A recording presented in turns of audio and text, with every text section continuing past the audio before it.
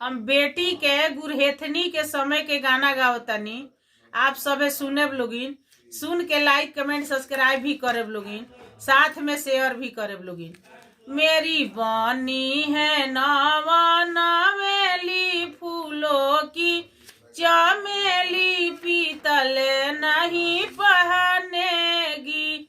मेरी बनी है नवा नवेली फूलों की चमेली, पीतल नहीं पहनेगी। ले जा भसुरी अपन टीका टीका, बड़ा फीका बनी नहीं पहनेगी।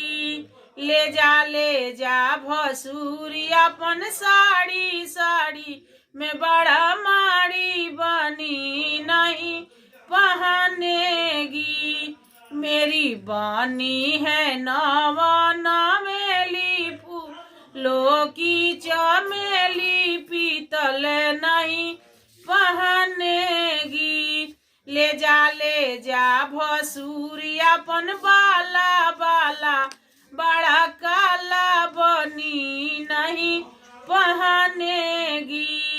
ले जा भसुरी अपन पायल पाए, बड़ा घायल बनी नहीं पहनेगी। मेरी बनी है नवा नवेली फूलों की चमेली, साड़ी नहीं पहनेगी। ले जा भसुरी अपन साड़ी साड़ी में बड़ा काई बनी नहीं पहनेगी। ले जा भसुरी अपन साड़ी साड़ी में बड़ा माड़ी बनी नहीं पहनेगी।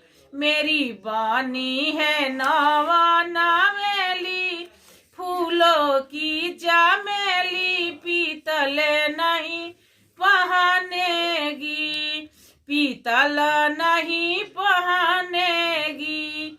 आप सभी के गाना सुनने के लिए धन्यवाद।